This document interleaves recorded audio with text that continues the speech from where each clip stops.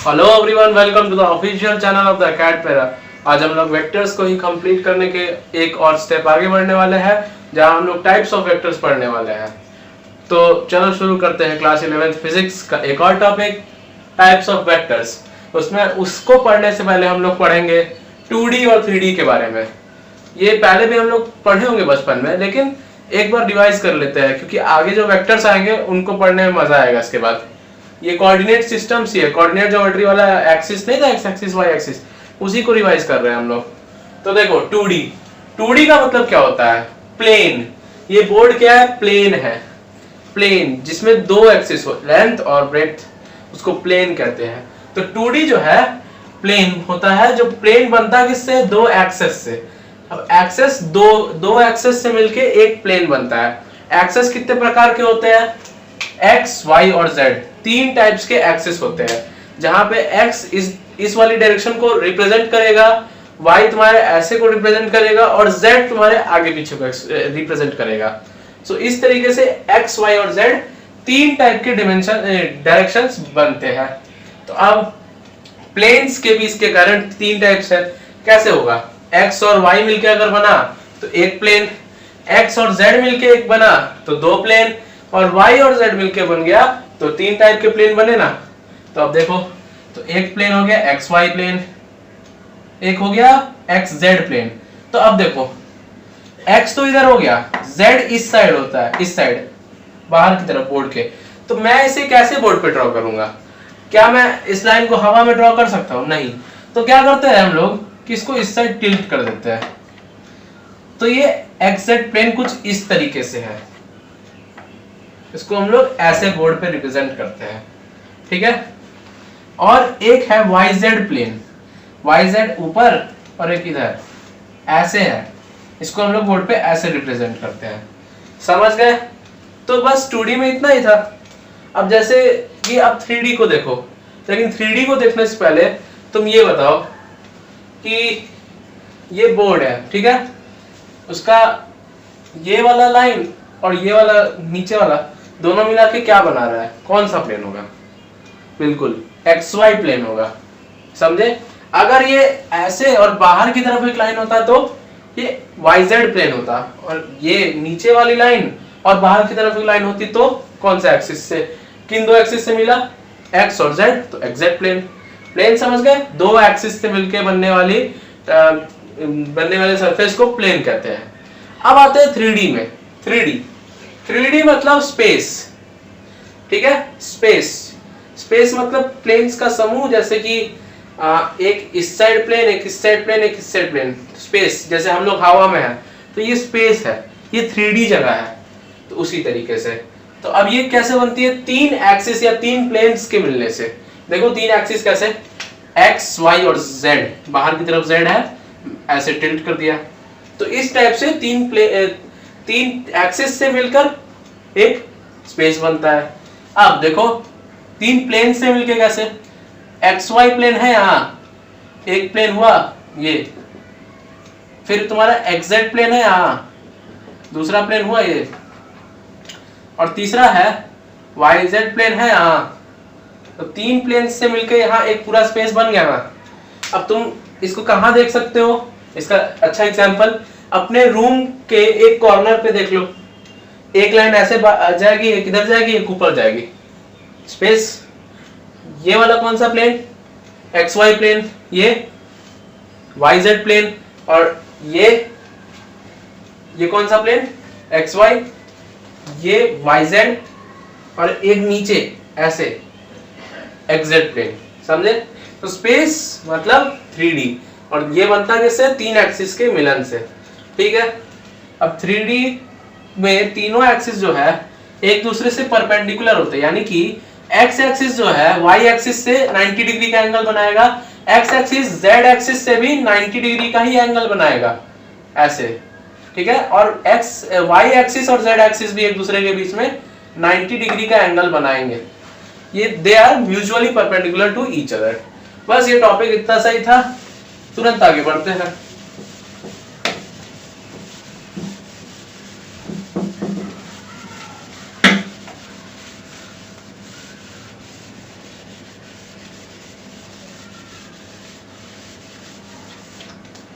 अब हम अपने टाइप्स ऑफ वेक्टर्स में वापस लौटते हैं।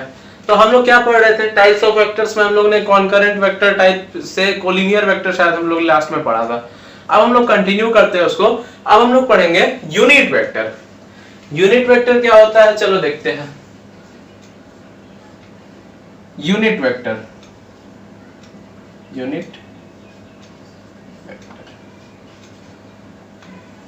क्या है? ये एक टाइप ऑफ वेक्टर, इतना तो पता ही है, एक वेक्टर है। यूनिट मतलब होता है वन, ठीक है, वन।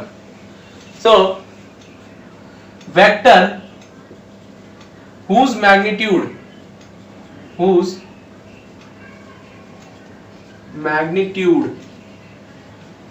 is 1, ठीक है। क्या बोला मैंने? जिस वेक्टर का मैग्नीट्यूड 1 होता है उसे यूनिट वेक्टर कहेंगे। जैसे 1 न्यूटन ईस्ट की तरफ लगने वाला फोर्स यूनिट वेक्टर का एग्जांपल है। 1 मीटर साउथ की तरफ जो चले हम लोग, डिस्प्लेसमेंट, वो क्या है? यूनिट वेक्टर का एग्जांपल है। यानी वैसे वेक्टर्स जिनका मैग्नीट्यूड 1 हो उन्हें क्या कहेंगे? Unit vector. तो अब बोलोगे इसका यूज क्या है ना यूज। अब देखो, हर वेक्टर की तरह यूनिट वेक्टर भी दो चीजों से मिलकर बना है। पहला क्या? मैग्नीट्यूड, वो मैग्नीट्यूड से मिलकर बना है। और दूसरा इनटू डायरेक्शन, ये इससे मिलकर बना है। तो ये दो चीजों से मिलकर बने हैं हर वेक्टर। तो यूनिट वेक्टर भी इन्हीं दो चीजों से मिलकर बना है। मैग्नीट्यूड क्या है इसका? 1। तो क्या इससे कोई फर्क पड़ेगा? मैग्नीट्यूड 1 से किसी चीज को मल्टीप्लाई करने पे कोई फर्क पड़ता है? नहीं। तो डायरेक्शन मल्टीप्लाई किए 1 से, कोई फर्क नहीं पड़ेगा। यानी कि unit vector is used to represent the direction of any vector. किसी भी अलग वेक्टर के डायरेक्शन को हम लोग यूनिट वेक्टर के टर्म्स में रिप्रेजेंट कर सकते हैं। अच्छा, तो इसका सिंबल क्या होता है? मान लो कि हम लोग को कोई ए नाम का यूनिट वेक्टर रिप्रेजेंट करना है, तो ए लिखेंगे, उसके ऊपर ये सिंबल दे देंगे। इसको क्या पढ़ते हैं हम लोग? इस सिंबल को क्या पढ़ते हैं? कैप या फिर हैट, ठीक है, कैप या फिर हैट पढ़ते हैं। बी वेक्टर का यूनिट वेक्टर ऐसे b cap, c cap, i cap, x cap, n cap, x cap, ऐसे करके हम लोग यूनिट वेक्टर को रिप्रेजेंट करते हैं। बस अब यूनिट वेक्टर के ही कुछ टाइप्स होते हैं। यूनिट वेक्टर के अंदर ही एक और वेक्टर आता है जो हम लोग अभी पढ़ेंगे, वो है रेक्टेंगुलर।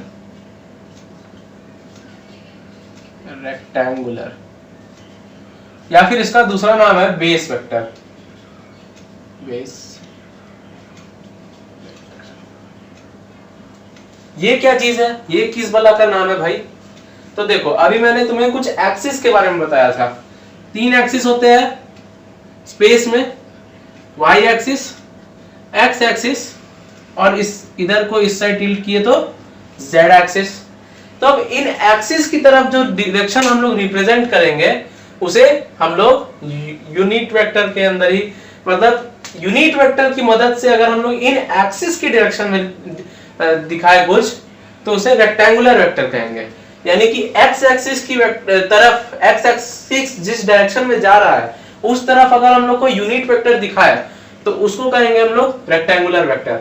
x एक्सिस की तरफ जो यूनिट वेक्टर दिखाते हैं हम लोग, उसका नाम है आई cap. I cap x axis की तरफ दिखाने वाला यूनिट वेक्टर का नाम है आई कैप। तो कहीं भी लिखा दिख जाए कि 2 आई कैप, यानी समझ लेना कि ये 2 यूनिट x एक्सिस की तरफ है ये वेक्टर, ठीक है। सो 2 आई कैप का मतलब ये हो गया। आई कैप दिख गया कहीं भी तो समझ लेना x एक्सिस की तरफ बढ़ना है। अगर कहीं j कैप दिख जाए तो y एक्सिस की तरफ बढ़ना है, और k कैप दिख गया तो z एक्सिस की तरफ बढ़ना है। समझे? बहुत इजी है। तो ये तीनों है क्या? एट द एंड ये बेस वेक्टर्स है। बेस वेक्टर्स क्या होता है? यूनिट वेक्टर्स होते हैं। तो अगर मैं तुमसे पूछूं कि आई कैप का मॉड क्या होगा, मॉड समझ रहे हो? मॉड, मॉड मतलब मैग्नीट्यूड, पिछली वीडियो, ठीक है। सो मॉड मतलब मैग्नीट्यूड, मैग्नीट्यूड निकालना है इसका। क्या बोला था? यूनिट वेक्टर का मैग्नीट्यूड क्या होता है? 1। आई कैप क्या है? Unit vector in the direction of x axis, तो इसका मैग्नीट्यूड क्या होगा? 1 होगा। सिमिलरली जे कैप का मॉड क्या होगा? 1। के कैप का मॉड क्या होगा? 1। बस, समझ गए? बहुत सही। अब हम लोग यूनिट वेक्टर्स, बेस वेक्टर्स या रेक्टेंगुलर वेक्टर्स का इस्तेमाल करके कैसे रिप्रेजेंट करें किसी वेक्टर को, चलो देखते हैं। पहले हम लोग तीनों एक्सिस एक साथ ले लेंगे तो थोड़ा सा हार्ड हो सकता है, तो पहले एक्स और वाई लेके देखते हैं, फिर जेड भी ऐड कर देंगे। क्या देखो, वाई एक्सिस, इसको सीधा लिखते हैं जे कैप वाई एक्सिस की जगह, क्या चलेगा ना? इधर आई कैप, बात वही है। अगर कोई वेक्टर ऐसे है, ठीक है, अगर कोई वेक्टर ऐसे है तो उसको क्या लिखेंगे? और इसका मैग्नीट्यूड भी है, ठीक है, तो उसको लिखेंगे क्या, ये जानना है। मान लो इस साइड 2 यूनिट आगे बढ़ा, इस साइड 1 यूनिट आगे बढ़ा, ठीक है, तो इसको लिखेंगे कैसे? देखो, i cap a vector is equal to 2 I cap plus 1 j cap, ऐसे लिखेंगे। 2 आई कैप यानी 2 यूनिट आप पहले एक्स एक्सिस की तरफ बढ़िए, फिर 1 जे कैप यानी 1 यूनिट आप वाई एक्सिस की तरफ ऊपर उठ जाइए। सो ये वेक्टर बनेगा 2 आई कैप प्लस 1 जे कैप। आप ऐसे एक वेक्टर को यूनिट वेक्टर के टर्म्स में रिप्रेजेंट कर देते हैं। और वहीं पे अगर मैं बोलूं, इसमें नहीं, दूसरा बनाते हैं, इसको हटा के, समझे? ये तो समझ गए होगे। अब अगर इसी में हम 3D बना दे तो क्या होगा? आई कैप, के कैप, जे कैप। अगर कोई चीज मान लो यहां पे है तो उसको यहां लिख सकते हैं हम लोग, कोई दिक्कत नहीं है। और उसका कोऑर्डिनेट दिया हुआ है, वहां पे जैसे 2,1 था, यहाँ 2,3,5 है, मान के चलो। 2 क्या है? एक्स कोऑर्डिनेट, इसको क्या कहेंगे? 3 वाई कोऑर्डिनेट और 5 जेड कोऑर्डिनेट। ये पॉइंट कुछ ऐसा नहीं है वो हवा में लाई कर रहा है, लेकिन मैं हवा में ड्रॉ नहीं कर सकता, वो यहाँ पे है कोई पॉइंट, मैं हवा में ड्रॉ नहीं कर सकता, इसलिए बोर्ड पे ऐसे दिखा दिया मैंने। तो इसको कैसे, और इसका नाम है बी वेक्टर, तो हम इसको कैसे रिप्रेजेंट करें? देखो,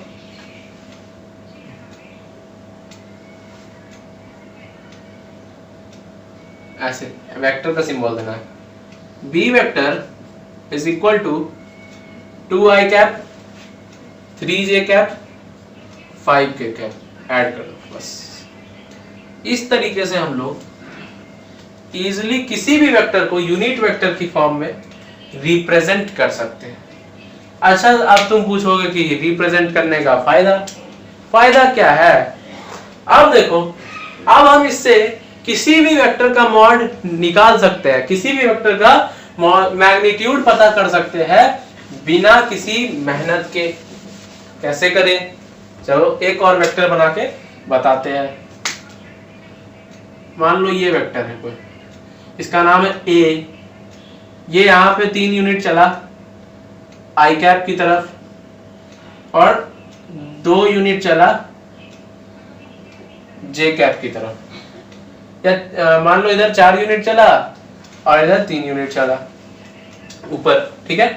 तो इसको कैसे रिप्रेजेंट करेंगे हम लोग? इसको कैसे रिप्रेजेंट करेंगे? 4,3 को लिखेंगे ना, 4 आई कैप प्लस 3 जे कैप। अब इसका मैग्नीट्यूड कैसे निकालें?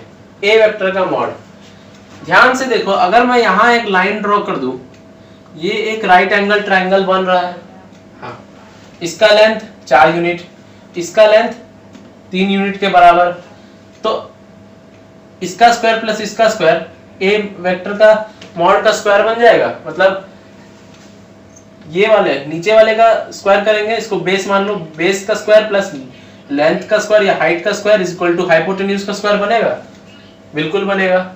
यानी कि इन दोनों का स्क्वायर कर देना है, तो वही करना है यहाँ पे भी। ए वेक्टर का mod is equal to mod का स्क्वायर इज इक्वल टू 4 का स्क्वायर प्लस 3 का square which is equal to 5 का स्क्वायर। सो ए वेक्टर का मॉड इज इक्वल टू क्या होगा, 5 यूनिट्स आया मॉड्यूलस। अब देखो हम इसको फॉर्मूला बना देते हैं, कैसे, रिप्रेजेंटेशन का भी ऐसे ही फॉर्मूला हो जाएगा। इसको हटाओ, मान लो कि ये क्या है, एक्स एक्सिस है। सो ए के एक्स कंपोनेंट को हम लिखेंगे ए एक्स, चलेगा। ए का एक्स कंपोनेंट मतलब एक्स एक्सिस पे ए कितना आगे बढ़ा, ए एक्स लिख सकते हैं उसको। वाई एक्सिस पे ए वाई लिख सकते हैं।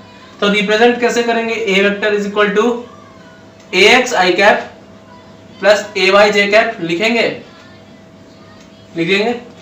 इसका मॉड निकाल लेंगे, कैसे, अंडर रूट किसका स्क्वायर करना है, न्यूमेरिकल टर्म को, ए एक्स और ए वाई को। ये तो डायरेक्शन बता रहा है, इसका मैग्नीट्यूड तो 1 हो, क्या स्क्वायर करेंगे इसको, तो क्या करेंगे, A X square plus A Y square. ये आ गया हमारा formula to find the magnitude. Important, very important, और ये भी इंपॉर्टेंट है, रिप्रेजेंट कैसे करते हैं, ठीक है। ये तो मैंने 2D में बताया, नोट कर लो इसे। अब देखो ये तो मैंने 2D में बताया, 3D में क्या करेंगे। अगर कोई वेक्टर दिया है हमें 3D में, तो उसका x कोऑर्डिनेट क्या होगा, x कोऑर्डिनेट होगा, मान लो एक वेक्टर है p वेक्टर, ठीक है, p वेक्टर, उसका x कोऑर्डिनेट मान लो है px, y कोऑर्डिनेट है py और z कोऑर्डिनेट है pz। तो उसको लिखेंगे कैसे, px i cap plus py j cap plus pz k cap लिख सकते हैं। जैसे वहां पे किया था, नंबर्स की जगह कुछ वेरिएबल्स रख दिए ताकि फॉर्मूला बन जाए। तो ये है रिप्रेजेंटेशन का तरीका। अब इसका मॉड निकालना है, सिंपली वही करना है, तीनों का स्क्वायर कर दो और ऐड कर दो, समझे। ये अब कैसे आया, ये पढ़ोगे तुम मैथ्स में, फिजिक्स में इसको यूज करते हैं बस। इसको कैसे लिखेंगे, बस स्क्वायर कर देंगे, क्या होगा, px square plus py square plus pz square, हो गया। तो ये फॉर्मूला है 3D में मैग्नीट्यूड निकालने का, इसे नोट करो तो फिर आगे बढ़ेंगे। अब इसी में एक और चीज, अगर हमें इस साइड कोई चीज रिप्रेजेंट करनी है तो क्या होगा, अगर इधर j कैप है, इधर i कैप है, तो इधर माइनस i कैप हो जाएगा और इधर माइनस j कैप हो जाएगा। पूछोगे क्यों, इधर किसी भी वेक्टर का मैग्नीट्यूड क्या होगा, इस साइड x एक्सिस में -1 होगा, माइनस में आएगा ना। और इसका मैग्नीट्यूड i कैप का मैग्नीट्यूड क्या होगा, यूनिट वेक्टर का मैग्नीट्यूड 1 होता है, इस साइड -1, तो इधर माइनस i कैप हो गया, इधर माइनस j कैप हो गया। उसी तरह अब ये थोड़ा सा दिक्कत कर देगा 3D वाला, तो माइनस k कैप होता है, बस इतना जान लो, ठीक है, माइनस k कैप होता है। ये असल में बोर्ड के अंदर जाता है, जैसे वो k कैप बोर्ड के बाहर आता है, माइनस k कैप बोर्ड के अंदर चला जाता है, तो उसे ड्रॉ करना बहुत मुश्किल है, इसके क्वेश्चंस भी कम आएंगे। बट माइनस i कैप और माइनस j कैप तुम जान लो, समझे। तो अब अगर कोई वेक्टर तुम्हें यहां दिया है, मान लो c वेक्टर, ठीक है, तो c वेक्टर को कैसे लिख सकते हो, मान लो इधर वाले को कहो cy, इधर वाले को कहो cx, ठीक है, इसके x कंपोनेंट को cx कहो, y कंपोनेंट को cy कहो, तो लिखोगे cx minus i cap plus cy minus j cap. अब माइनस को खोल दो, minus cx i cap minus cy j cap, ऐसे रिप्रेजेंट करोगे। अब अगर कोई वेक्टर ये c इधर ना होके इधर होता cx, तो क्या होता, ये माइनस आई कैप की जगह प्लस आई कैप हो जाता, ये माइनस की जगह प्लस हो जाता। ठीक है, अब आओ कुछ क्वेश्चंस प्रैक्टिस करते हैं। तो हमारा पहला सवाल है ये, ताकि तुम्हारा बेस क्लियर हो जाए। तो देखो, इसे सॉल्व करो वीडियो पॉज करके और फिर वीडियो को प्ले करो। अगर सॉल्व नहीं हुआ तो इसका सॉल्यूशन देखो, लेकिन डिमोटिवेट मत हो, क्योंकि होता है पहली बार में, होता है। लेकिन फिर क्या होगा ना, धीरे धीरे इतना इजी हो जाएगा कि तुम्हें तो लगेगा कि फिर यार ये तो सबको आता है, मैं ऑटो में चढ़ूंगा, ऑटो वाले से पूछूंगा वो बता देगा, पान वाले से पूछूंगा वो बता देगा। लेकिन सवाल तो ये है कि तुम पान वाले के यहाँ गए क्यों थे। चलो आगे बढ़ते हैं। सो इसका मैग्नीट्यूड कैसे निकाले, यानी पी वेक्टर का मॉड कैसे निकाले। इसका मैग्नीट्यूड कितना होगा, माइनस आई कैप लिखा है, यानी कि इसका मैग्नीट्यूड 1 होगा, इसका भी 1 होगा, इसका भी 1 होगा, लेकिन निगेटिव में। तीनों नेगेटिव में होगा क्योंकि यहां माइनस है। ठीक है, तो कैसे करें, -1 का स्क्वायर कर सकते हैं, इसका मैग्नीट्यूड का स्क्वायर, इसका भी, तो -1 का स्क्वायर प्लस -1 का स्क्वायर, इसका भी -1 है और इसका भी -1 है, तो कितना आएगा, 1 + 1 + 1 आएगा, यानी √3।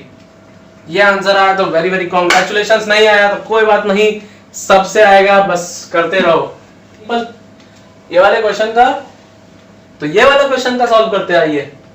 चलो देखते हैं क्या कर रहा है। सिंपल है, पॉज करके सॉल्व करो और फिर प्ले करके आंसर मैच करो बस। चलो देखो, इसका मैग्नीट्यूड 2, 3, 5, 2 स्क्वायर, 3 स्क्वायर, 5 स्क्वायर, कहीं निगेटिव साइन नहीं इसलिए मैंने भी यहां नहीं लिया। 2 का स्क्वायर 4, 9, 25। ठीक है,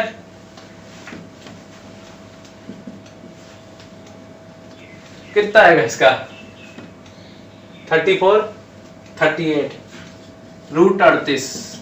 जिसका आंसर आया वेरी गुड, नहीं आया तो और प्रैक्टिस करेंगे, आएगा क्यों नहीं आएगा, जरूर आएगा, कभी ना कभी तो आएगा, करते रहेंगे।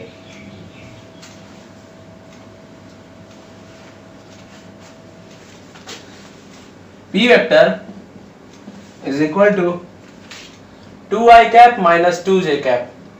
2D वाला क्वेश्चन, 3D तो बहुत बना लिए, 2D। वीडियो पॉज करो और आंसर बनाओ, नहीं बने तो देख लो इधर क्या करना है। y है 2 स्क्वायर, इसका मैग्नीट्यूड -2 है, प्लस -2 स्क्वायर, 4 प्लस -2 का स्क्वायर कितना होता है, -2 into -2, minus into minus plus हो जाता है तो ये 4 हो जाएगा, तो यहाँ पे भी 4 हो जाएगा, √8, 2√2 आंसर है, तो बिल्कुल सही है। अगला क्वेश्चन जल्दी से,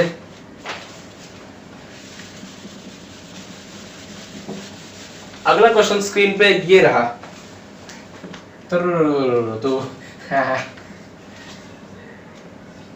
i cap + j cap + k cap.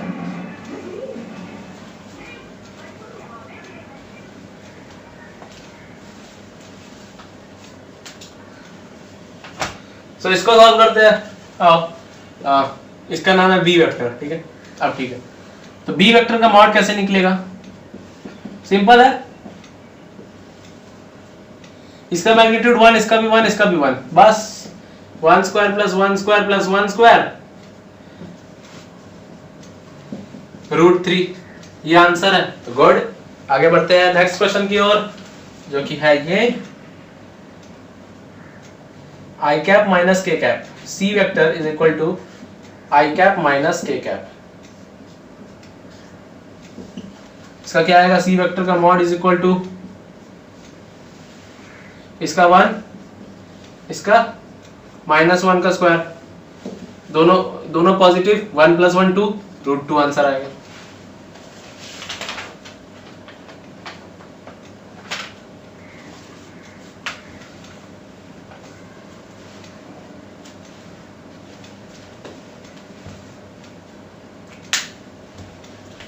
अब तुम्हें ये सिंपल लग रहा होगा क्योंकि ये है सिंपल बहुत, अभी सिंपल लगने लगा है। तो एक और क्वेश्चन बनाते हैं, उसके बाद हम लोग थोड़ा सा मजेदार क्वेश्चंस पे जाएंगे। मान लो तुम्हारा वेक्टर का नाम पी वेक्टर ही रखते हैं, P is a good name you know. Okay, -2i cap plus 3j cap minus 3j plus 3k cap, ठीक है। कैसे निकाले मॉड?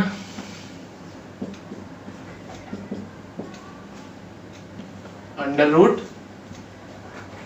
-2 का स्क्वायर 4, 3 का स्क्वायर 9 प्लस 3 का स्क्वायर 9, ठीक है।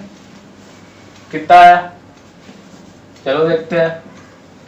18 4 22 रूट 22, ये आंसर है। तो बिल्कुल सही है। अब कुछ मजेदार क्वेश्चंस की ओर बढ़ेंगे ताकि तुम्हारा कॉन्फिडेंस और बढ़े। क्या बढ़ाना है ना कॉन्फिडेंस? 2 मजेदार क्वेश्चन करेंगे फिर हम लोग वापस आते हैं।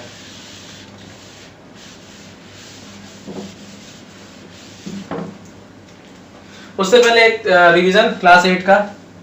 √2 का स्क्वायर कितना होता है? √2 को हम लोग ऐसे लिख सकते हैं 2 पे पावर 1/2 उसका स्क्वायर, यानी 2 पे पावर 2/2। कितना हो गया? 2। बस √2 का स्क्वायर 2 होता है। अब एक कॉन्सेप्ट रिवाइज हो गया, तो अब हम लोग अच्छे से क्वेश्चंस बना सकते हैं। फिर से हमारा पी वेक्टर आ गया वापस दूसरे वैल्यू के साथ। यहाँ पे है 2√2 i cap minus √3j cap plus 4k cap. इसकी वैल्यू निकाल लो, मजा आ जाएगा। उसके बाद तुम्हें ये हलवा लगने लगेगा। 2√2, वीडियो पॉज करके सॉल्व करो और फिर देखो। 2√2 का स्क्वायर करेंगे सबसे पहले, 4 2 8, माइनस 3 का स्क्वायर माइनस √3 का स्क्वायर करेंगे 3 आएगा, 4 का स्क्वायर करेंगे 16 आएगा। तो आंसर आएगा √27। जिसका आया वीडियो लाइक कर दो। ओके, सो अब एक और क्वेश्चन, इसी को थोड़ा सा मॉडिफाई कर रहा है, इसी को थोड़ा सा मॉडिफाई कर देते हैं, ठीक है। इसी को क्या एक और रूट डाल देते हैं, और क्या ही कर सकते हैं हम लोग। और यहाँ माइनस का साइन डाल देते हैं, थोड़ा सा क्या पता कॉम्प्लेक्स बन जाए। कॉम्प्लेक्स तो है ही नहीं, हलवा सवाल है, क्या कोई दिक्कत है ही नहीं। तो चलो कोई बात नहीं, ठीक है। ये अब देखो इसका मॉड क्या होगा। फिर से 2√2 का स्क्वायर सही है, प्लस 3 इसका होगा माइनस √3 का स्क्वायर 3 होगा, तो सीधा लिख दिए प्लस, और प्लस माइनस √5 का स्क्वायर 5, 8 5 13 3 16, √16 यानी 4 यूनिट्स। इसका मैग्नीट्यूड आया कि नहीं आया? बस अब हलवा लगने लगा होगा ये सब तुम्हें। अब अगर ये तुम्हें हलवा लग रहा है तो अब एक और हलवा कॉन्सेप्ट ले लो, एक और हलवा कॉन्सेप्ट ले लो अगर तुम्हें ये चीज हलवा लगने लग गई तो, ताकि तुम और खा पाओ हलवा। अब है calculation of a unit vector. हम लोग यूनिट वेक्टर के तौर पे कैलकुलेशन कैसे करेंगे, ये इंपॉर्टेंट चीज नहीं होगी, बट जान लो। यूनिट वेक्टर निकालने का फॉर्मूला है, मान के चलो, वेक्टर इज इक्वल टू, लिख सकते हैं हम लोग वेक्टर का मैग्नीट्यूड को डायरेक्ट पी से, वेक्टर का साइन हटा दो, वेक्टर का मैग्नीट्यूड बन जाएगा। पिछली वीडियो में मैंने बताया था। मैग्नीट्यूड इनटू डायरेक्शन, डायरेक्शन किससे हम लोग रिप्रेजेंट करते हैं? यूनिट वेक्टर से। तो ये आएगा unit vector in the direction of P vector, है ना। तो ये क्या है? ये है पी वेक्टर लिख देते हैं। ये है magnitude of P vector, magnitude of P vector. ये क्या है? Unit vector in the direction of P vector. इसका मैग्नीट्यूड 1 नहीं होगा शायद, क्या हो भी जाए, देखते हैं। इन डायरेक्शन ऑफ पी वेक्टर, बस। सो अब हमें चाहिए क्या? हमें इसकी वैल्यू निकालनी है। क्या हो जाएगा? Unit vector is equal to p vector by magnitude of p vector, ये है formula. Unit vector is equal to given vector by magnitude of given vector, ये फॉर्मूला है। अब कुछ क्वेश्चंस और करते हैं, 2 क्वेश्चंस करेंगे और फिर आगे बढ़ेंगे, क्योंकि ये बहुत इंपॉर्टेंट कॉन्सेप्ट नहीं है, बस जान लो, क्योंकि कभी पूछ दिया तो मुझे थैंक यू बोलना, ठीक है। तो देखो क्वेश्चन है,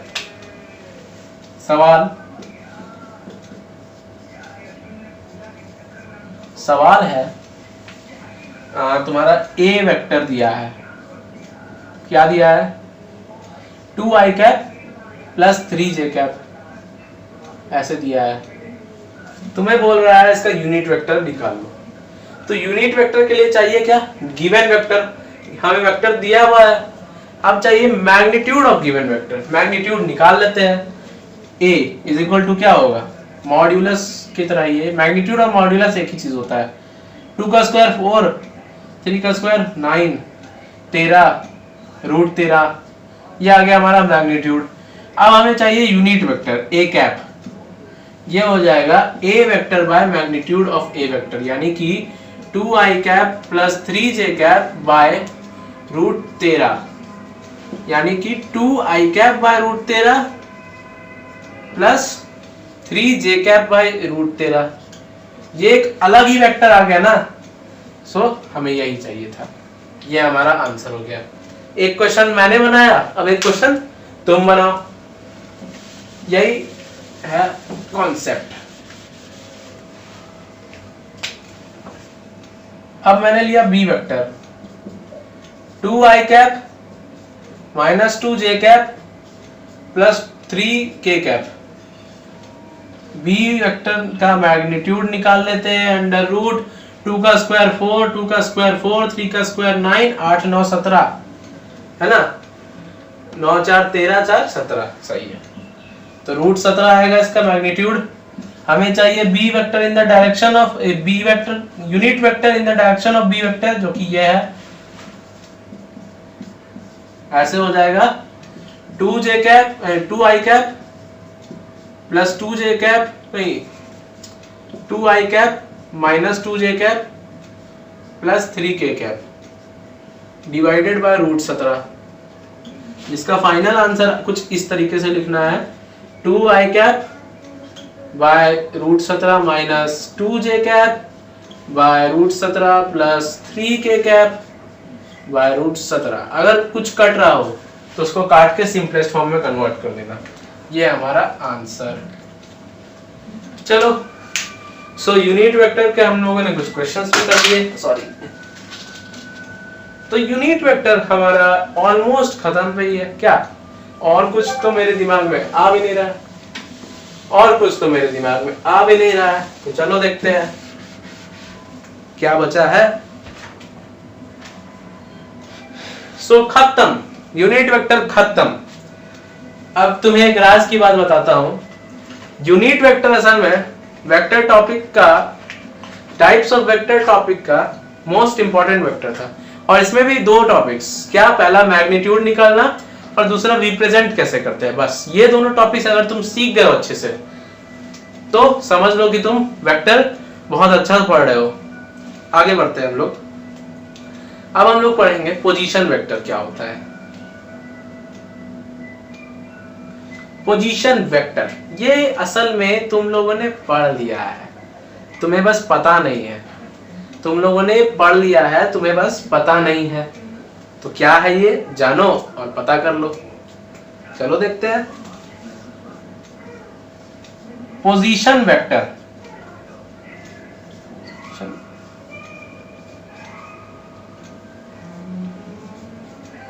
vector which represents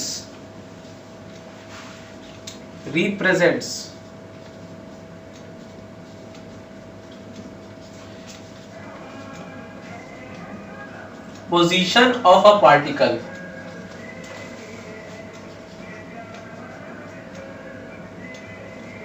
with respect to the origin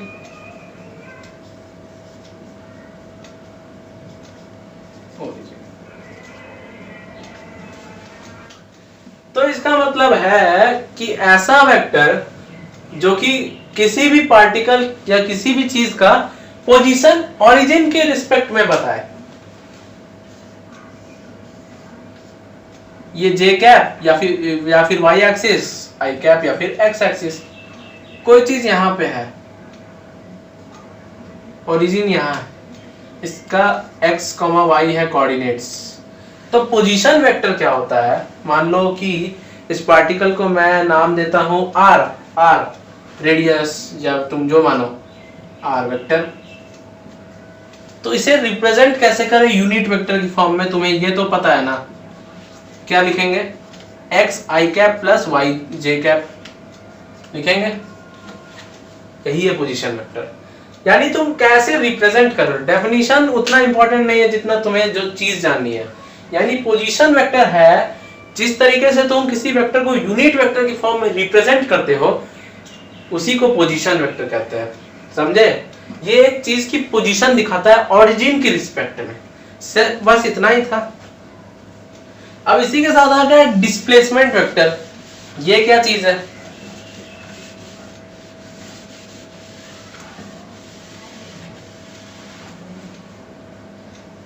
देखो डिस्प्लेसमेंट वेक्टर क्या चीज है जान ही देते हैं। तुम बोलोगे ये भी हलवा चीज है, हलवा है ये हलवा। देखो डिस्प्लेसमेंट वेक्टर,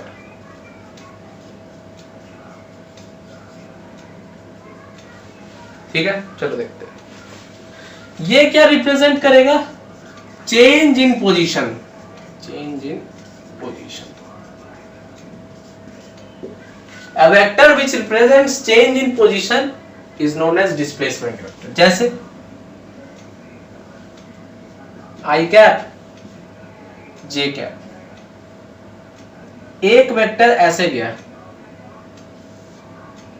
इसका नाम है r इनिशियल, इनिशियल r मतलब तुम कुछ भी मान लो, क्या, हाँ इनिशियली वो यहां था इस पॉइंट पे, और अब वो यहां है इस पॉइंट पे, इसका नाम है r फाइनल। ठीक है, तो डिस्प्लेसमेंट कितना हुआ? इतना हुआ। इसको हम लोग तो ये जो इनिशियल और फाइनल के बीच में जो डिस्प्लेसमेंट हुआ, ये जो चेंज इन पोजीशन हुआ, इसी को डिस्प्लेसमेंट वेक्टर कहते हैं।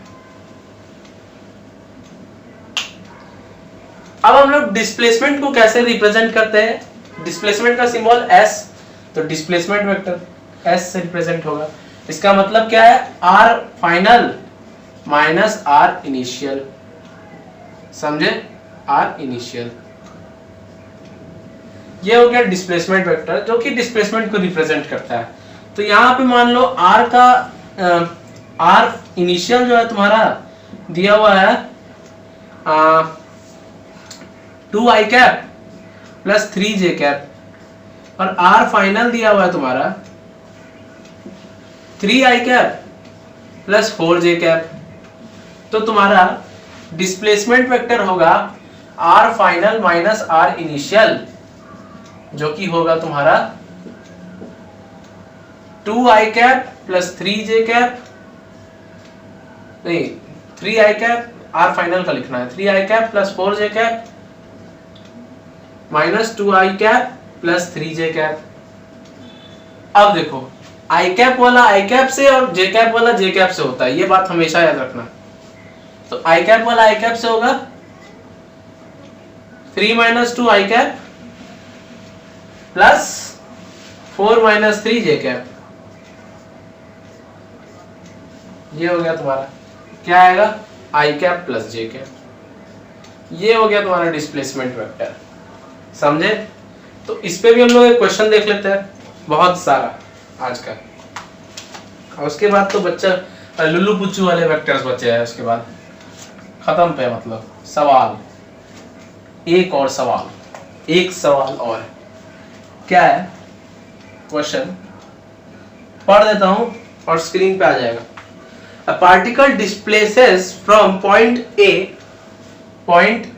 दिया हुआ है, पॉइंट A का कोऑर्डिनेट है 1, 3, 5 to a point B B का कोऑर्डिनेट दिया हुआ है 2, 4, 8। ठीक है, तो हम लोग को फाइंड करने बोल रहा है, क्या, आर इनिशियल मतलब पहला इनिशियल पोजीशन। फिर हम लोग को फाइंड करने बोल रहा है ये दूसरा आर फाइनल पोजीशन क्या है।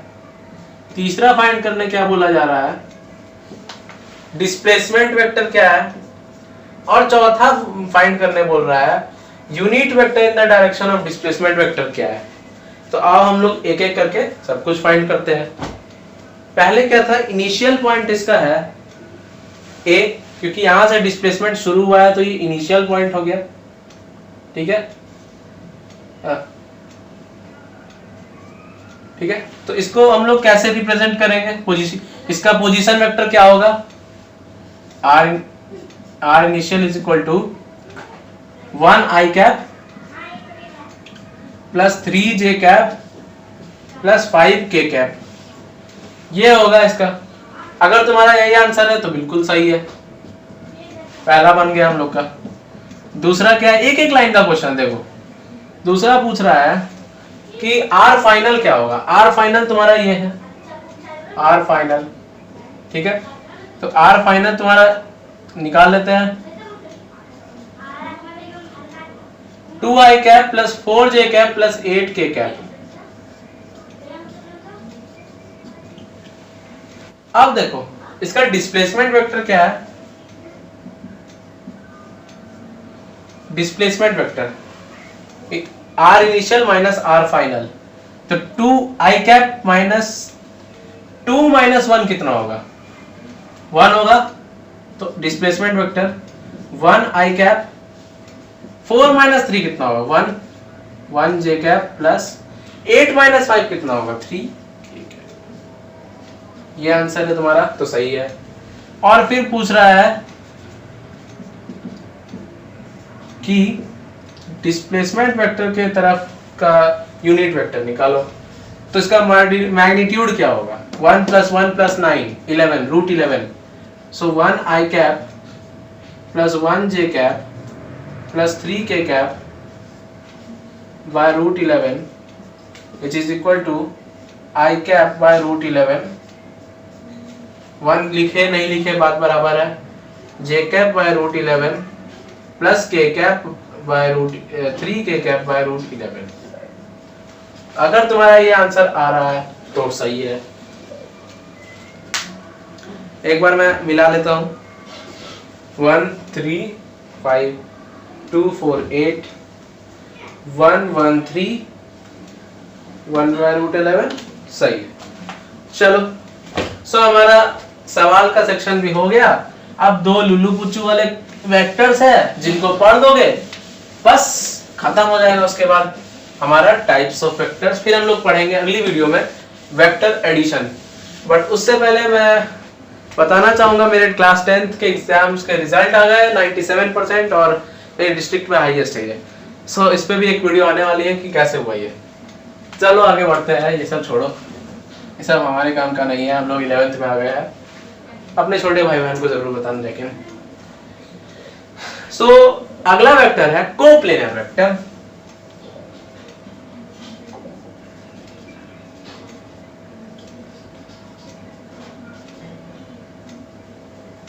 कोप्लेनर वेक्टर, इसका क्या डेफिनेशन है, vectors lying on the same plane।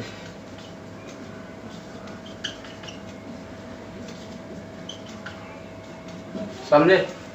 Sorry मेरी हैंड राइटिंग आज थोड़ी सी बिगड़ी हुई है, हाथ में थोड़ा दर्द है, बट देख मैनेज कर लो आज। Vectors lying on the same plane, एक प्लेन पे लाई करने वाले वेक्टर्स कोप्लेनर वेक्टर्स होते हैं। जैसे कि अगर तुम्हारा x एक्सिस और y एक्सिस मिलकर जो प्लेन बनाता है उसको क्या कहते हैं, एक्स वाई प्लेन। इस पे दो वेक्टर्स है तो ये कोप्लेनर है, बिल्कुल है। x और z मिलके जो प्लेन बनाते हैं उसको कहते हैं एक्सजेड प्लेन। इस पे अगर दो वेक्टर्स लाई कर रहे हैं यानी जमीन वाले पार्ट पे, तो ये कोप्लेनर वेक्टर्स है।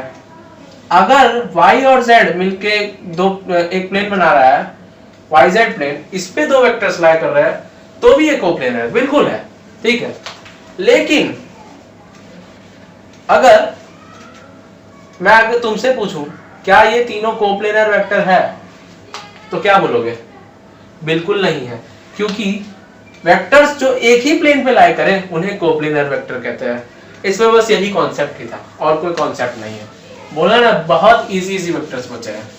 अब देखो लास्ट वेक्टर, थोड़ा सा मैं हैंडराइटिंग बना के लिखता हूं।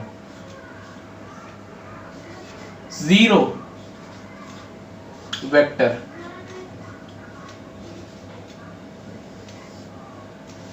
जीरो वेक्टर क्या होता है? वेक्टर मतलब वेक्टर, जीरो मतलब जीरो जिसकी मैग्नीट्यूड 0 हो। Vector whose magnitude is 0 and direction is arbitrary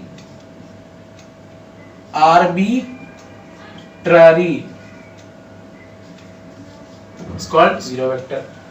मैंने क्या बताया? जिस वेक्टर का मैग्नीट्यूड 0 हो, यहां तक समझ आ गया, और उसकी डायरेक्शन आर्बिट्ररी हो। आर्बिट्ररी मतलब होता है अननोन, पता नहीं है। क्यों नहीं पता है? अगर मैं जीरो वेक्टर को ड्रॉ करूंगा, अगर मैं यूनिट वेक्टर या वन अगर वेक्टर का मैग्नीट्यूड होता तो मैं इस साइड ड्रॉ कर सकता था, पता चल जाता तुम्हें कि अच्छा नॉर्थ ईस्ट है, कुछ एंगल होगा। अगर मैं ऐसे ड्रॉ करता, 2 वेक्टर का मैग्नीट्यूड होता तो पता चल जाता साउथ है। लेकिन अगर 0 होगा मैग्नीट्यूड तो मैं इसे ड्रॉ ही नहीं कर पाऊंगा ना, तो उसकी डायरेक्शन कहां से पता चलेगी? समझे? ये है इसकी बात। अब बोलोगे इसका यूज कहां आता है? क्यों नहीं आएगा? अब इसका यूज आता है यहां। 4 - 4 कितना होता है? बोलो। यस, 0। लेकिन अगर ये 0 नंबर होता ही नहीं तो क्या लिखते? कुछ नहीं। वैसे ही वेक्टर्स की दुनिया में ये 0 का काम करता है। अगर मैं पूछूं a vector minus a vector कितना होगा, तो क्या बोलोगे? 0। लेकिन 0 नहीं लिख के उसको 0 वेक्टर लिखते हैं, बस इसका यही काम है। तो इसके कुछ प्रॉपर्टीज भी है। क्या प्रॉपर्टीज है भाई, देख लेते हैं। a वेक्टर इंटू 0 वेक्टर कितना होगा? किसी भी नंबर को 0 से मल्टीप्लाई करोगे 0 आएगा।